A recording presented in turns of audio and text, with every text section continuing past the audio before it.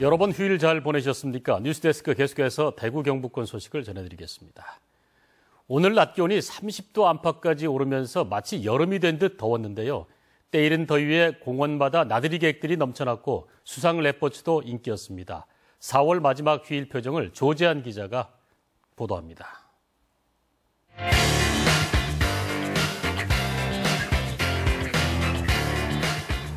수상 스키어가 하얀 물보라를 일으키며 물살을 가릅니다.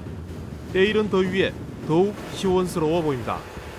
공원마다 가족 나들이객들로 넘쳐난 가운데 온 가족이 함께 오리배를 타며 휴일을 즐기기도 했습니다. 학업에 대한 스트레스를 풀 수 있고 여름에는 시원하게 상쾌하게 탈 수 있어서 좋아요. 가족과 산책도 하고 맛있는 것도 먹고 오리배도 타서 기분이 아주 좋습니다. 포항에서는 송도와 영일대 해수욕장 등 바닷가로 마라톤 대회가 열렸습니다. 가족, 친구와 함께 또 연인들끼리 함께 달리며 추억을 만들어갔습니다. 세상 살아가는데 힘든 것도 보여주려고 같이 뛰었습니다. 오늘 낮 기온은 대구 29.3도, 울진 31.7도 등 30도 안팎까지 올라 여름 날씨를 보였습니다. 내일도 오늘과 비슷한 기온 분포를 보이다 모레쯤 기온이 다소 내려가겠고 맑은 날씨는 당분간 이어지겠습니다. MBC 뉴스 조재환입니다. 근로자가 월급을 받아 집을 사는데 얼마나 걸릴까요? 대구의 경우 집값은 비싸고 임금은 낮다 보니 평균 8년 정도로 나타났습니다. 서울을 빼고는 전국에서 가장 길었습니다. 이상원 기자의 보도입니다.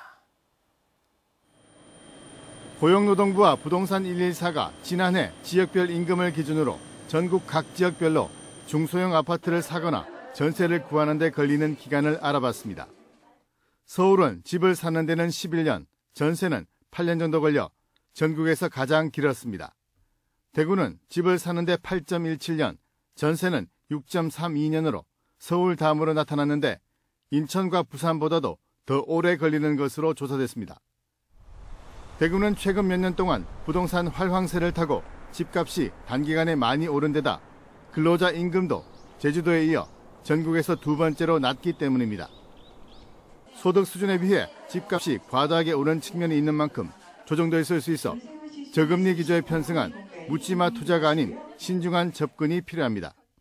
집값 자체가 임금 대비 높다라는 뜻입니다. 그렇기 때문에 소비자들의 경우에는 너무 무리하게 들어가신다든가 아니면 과도한 대출을 통해서 잘못해서 들어가신다면 이게 그 높은 만큼 조정받을 가능성이 있기 때문에 무리하게 들어가시기보다는 일정한 비율을 정해놓고 들어가시는 게 맞다고 보여집니다.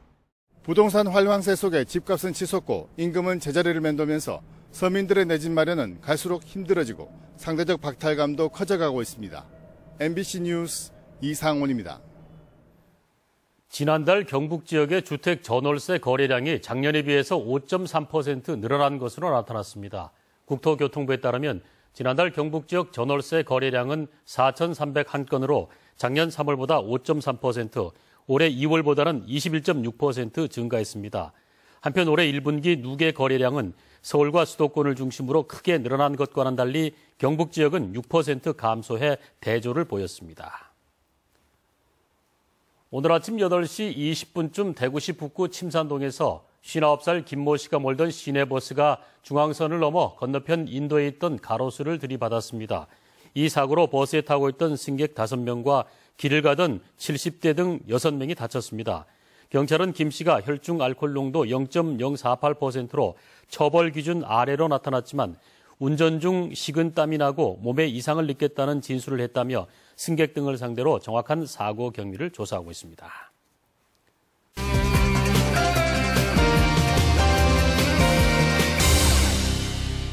시청자와의 쌍방향 소통으로 만들어지는 뉴스 모바일 엠벤입니다. 이진환, 안상호, 정현숙님 이렇게 엠벤 회원 3분이나 각각 올려서 화제가 된 영상입니다. 이 영상 속에서 특히 눈길을 끈 것은 고등학생들과 아버지들에게 앞으로 살 날이 1년밖에 남지 않았다면 꿈을 이루는 것과 5억 원 중 무엇을 선택하겠냐고 물었을 때의 답인데요. 잠시만요. 학생들은 모두 꿈을 선택했지만 아버지의 답은 조금 달랐습니다. 그러니까 제가 하고 싶은 걸 포기하고 5억을 선택하느냐? 지금 같으면 5억을 선택하겠습니다. 그건 당연히 5억은 가족을 위해서 선택하겠죠.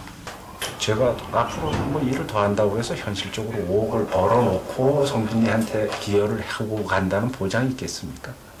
5억을 선택하면 남겨진 가족들한테는 도움이 될 수 있습니다. 나를 위한 꿈보다 가족을 위해 돈이 더 도움이 될 거라 생각했기 때문인데요. 항상 가족을 최우선으로 생각하는 가장이라는 이름의 아버지. 가족과 가장의 의미를 되새기며 가정의 달 5월을 맞이해보시는 건 어떨까요? 요즘 스마트폰이 없으면 왠지 불안하다고 느끼는 분들 많으시죠? 임지양님께서는 스마트폰이 불러오는 7가지 증상이라는 글을 올려주셨는데요.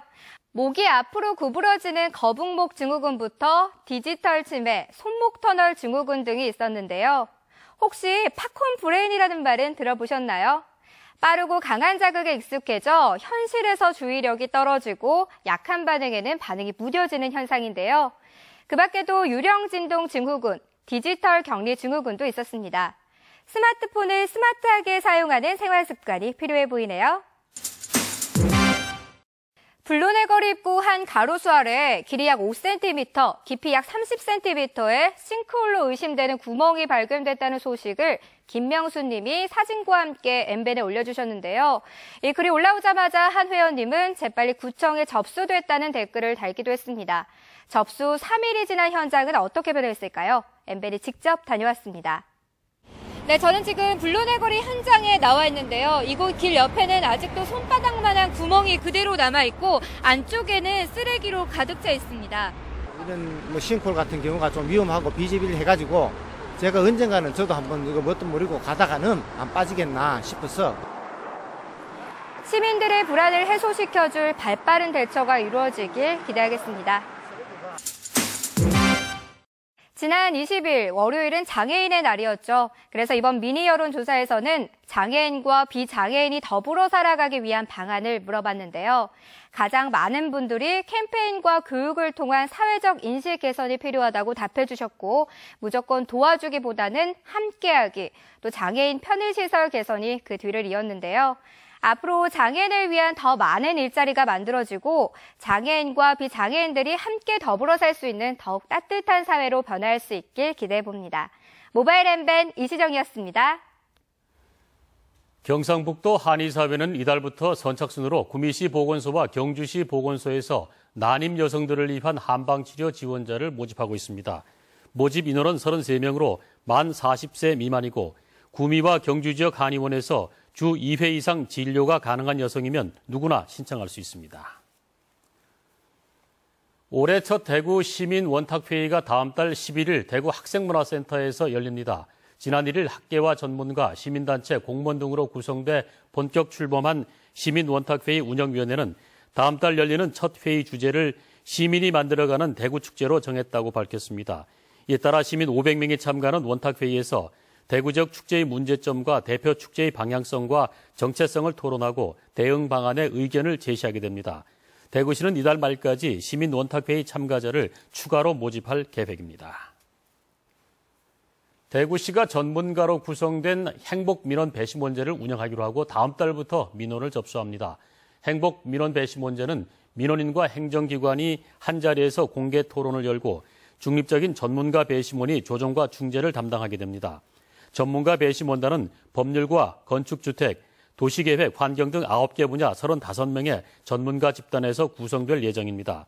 배심 결정은 비공개 회의를 통한 배심원 3분의 2 찬성으로 의결되고 특별한 사유가 없는 한 관련 기관에서 즉시 조치를 취해야 합니다. 지금까지 대구 경북권 소식을 전해드렸습니다. 함께 해주신 여러분 고맙습니다.